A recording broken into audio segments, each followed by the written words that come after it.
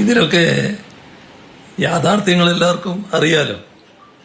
ഇപ്പോൾ ഗോവിന്ദൻ മാഷ് കഴിഞ്ഞ ദിവസം പറഞ്ഞ കാര്യങ്ങളെക്കുറിച്ച് തെറ്റിദ്ധാരണാജനകമായി വാർത്തകൾ വന്നു എന്ന് കണ്ടപ്പോൾ അദ്ദേഹം തന്നെ വസ്തുതകൾ എന്താണെന്ന് വിശദീകരിച്ചിട്ടുണ്ട്. അപ്പോൾ സാധാരണഗതിയിൽ അവിടെ സംശയങ്ങൾ തീരേണ്ടതാണ്. നമ്മുടെ നാട്ടിൽ എല്ലാവർക്കും അറിയാവുന്നൊരു കാര്യമുണ്ട്. സി പി ഐ എമ്മിൻ്റെ രാഷ്ട്രീയം എവിടെയും തുറന്നു പറയാറുണ്ട്, അതങ്ങനെ മറച്ചു വെക്കാറില്ല.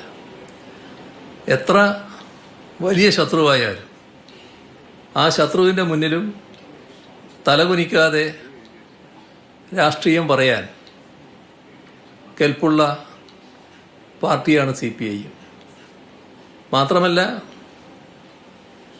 സാധാരണഗതിയിലുള്ള രാഷ്ട്രീയ പ്രവർത്തനം ശത്രുവിൻ്റെ മുന്നിലും നടത്തുന്നതിനും ഞങ്ങൾ അറച്ചു നിൽക്കാറില്ല.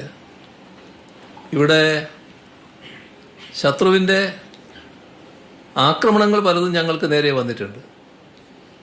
അത്തരം ആക്രമണങ്ങളെ പ്രതിരോധിക്കാനും എല്ലാ കാലത്തും സി പി ഐ എം തയ്യാറായിട്ടുമുണ്ട്. ഇവിടെ കാണേണ്ട വസ്തുത, ഞങ്ങളിൽ ആരെങ്കിലും RSSനെ പ്രീണിപ്പിക്കുന്ന നിലപാട് ഒരു ഘട്ടത്തിലും സ്വീകരിച്ചിട്ടില്ല. ഇവിടെ RSS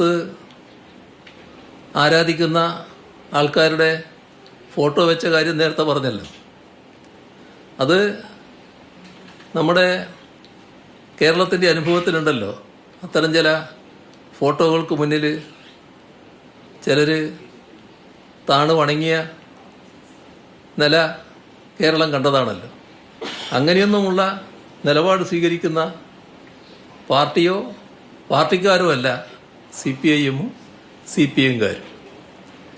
ഇവിടെ തലയുയർത്തിക്കൊണ്ട് തന്നെ കോൺഗ്രസിനെയും BJPയെയും ലീഗിനെയും ചെറുക്കാൻ ഞങ്ങൾ തയ്യാറായിട്ടുണ്ട്. അത് ഞങ്ങൾ ഒരു കാലത്തും ഒരു ഭാഗത്ത് ഒരു വർഗീയ ശക്തിയും മറ്റൊരു ഭാഗത്ത് മറ്റൊരു വർഗീയ ശക്തിയെയും ഒന്നിച്ചു നിർത്തിക്കൊണ്ട് മുന്നോട്ട് പോയിട്ടില്ല. ഒരു വർഗീയതയെയും ഒന്നിച്ചു നിർത്താൻ ഞങ്ങൾ തയ്യാറായിട്ടില്ല. എല്ലാ വർഗീയതയോടും വിട്ടുവീഴ്ചയില്ലാത്ത സമീപനമാണ് ഞങ്ങൾ സ്വീകരിച്ചിട്ടുള്ളത്. ഇവിടെ LDF ഈ അവസരവാദപരമായ നിലപാട് സ്വീകരിക്കുന്ന കോൺഗ്രസിൻ്റെയും ലീഗിൻ്റെയും നിലപാടുകളെ നല്ല രീതിയിൽ നേരിട്ട് പരാജയപ്പെടുത്തി മുന്നോട്ട് പോകുന്ന കാഴ്ചയാണ് കാണാൻ സാധിക്കുക. നമ്മുടെ കേരളത്തിൽ പല അനുഭവങ്ങളുണ്ടല്ലോ. ഇപ്പോൾ കോലീബി സഖ്യം, അത് നമ്മുടെ നാടിനുണ്ടായ അനുഭവമാണല്ലോ. ജമാഅത്തെ ഇസ്ലാമിയുമായി ചേർന്ന് നിന്നുകൊണ്ട് ഞങ്ങൾക്ക് നേരെ കോൺഗ്രസ് കളിച്ച കളിയും ഈ നാട് കണ്ടതാണല്ലോ. അതെല്ലാം ആർക്കെങ്കിലും പെട്ടെന്ന് മറന്നുപോകുന്ന ഒരു കാര്യമല്ലല്ലോ. എല്ലാവരുടെയും മനസ്സിൽ തങ്ങി നിൽക്കുന്ന കാര്യമാണല്ലോ. നമ്മൾ കാണേണ്ടത്, ഞങ്ങളുടെ 215 സഖാക്കളെ കൊലപ്പെടുത്തിയ വിഭാഗമാണ് RSS. ആ അരുംകൊലക്ക് നേതൃത്വം കൊടുത്ത സംഘടനയാണ് RSS. അതെല്ലാം ഈ നാട്ടിൽ സംഭവിച്ചതാണല്ലോ. ഈ 215-ൽ ഏതെങ്കിലും ഒരാളുടെ കാര്യത്തിലെങ്കിലും കോൺഗ്രസ് RSS ചെയ്തത് ശരിയായില്ല എന്നെങ്കിലും പറയാൻ തയ്യാറായിട്ടുണ്ടോ? ഏതെങ്കിലും ഘട്ടത്തിൽ RSSനെ ആക്ഷേപിക്കാൻ തയ്യാറായിട്ടുണ്ടോ? ഇവിടെ RSS ശാഖക്ക് കാവൽ നിൽക്കലായിരുന്നു അന്നേരം ഞങ്ങളുടെ പണിയെന്ന് പറഞ്ഞത് ആരായിരുന്നു? കോൺഗ്രസിൻ്റെ പഴയ KPCC പ്രസിഡൻ്റല്ലേ ആ പറഞ്ഞത്? എന്താ അത് കാണിക്കുന്നത്? ഏറ്റവും വിശ്വസിക്കാവുന്ന മിത്രം എന്ന നിലക്ക് കണ്ടതുകൊണ്ടല്ലേ കാവൽ നിൽക്കാൻ RSSകാർ കോൺഗ്രസ് നേതാക്കളെ സമീപിച്ചത്? ഇതെല്ലാം നമ്മുടെ നാട് കൃത്യമായി മനസ്സിലാക്കിയ കാര്യമാണ്. ഏതെങ്കിലും തരത്തിൽ ഒരു വിവാദമുണ്ടാക്കി RSSുമായി ബന്ധപ്പെടുത്തി CPIMനെ ചിത്രീകരിക്കാം എന്ന് വെച്ചാൽ അത് അത്ര വേഗം അങ്ങ് ഏശുന്ന കാര്യമല്ല. അതാണ് എനിക്കതുമായി ബന്ധപ്പെട്ട് പറയാനുള്ളത്. ഇപ്പോൾ RSSുമായുള്ള ബന്ധത്തിൻ്റെ കാര്യം നോക്കിയാൽ ഞങ്ങൾക്ക് RSSുമായി യോജിപ്പിൻ്റേതായ ഒരു മേഖലയും ഇല്ല എന്നതാണ് വസ്തുത.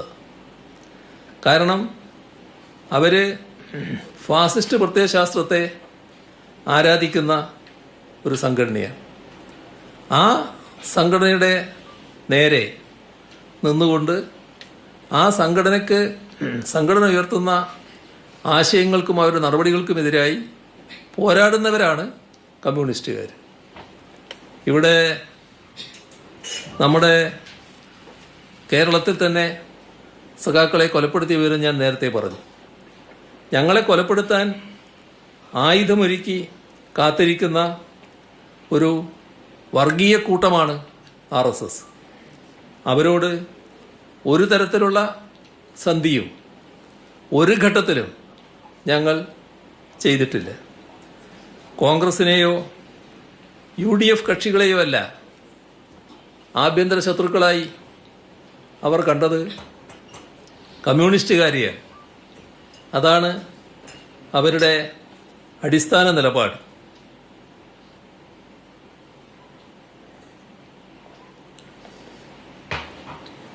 1925 ഈ സംഘടന രൂപം കൊള്ളുന്നത്. ഇന്ന് വരെ അവരോട് ഐക്യപ്പെടാൻ കമ്മ്യൂണിസ്റ്റുകാർ പോയിട്ടില്ല.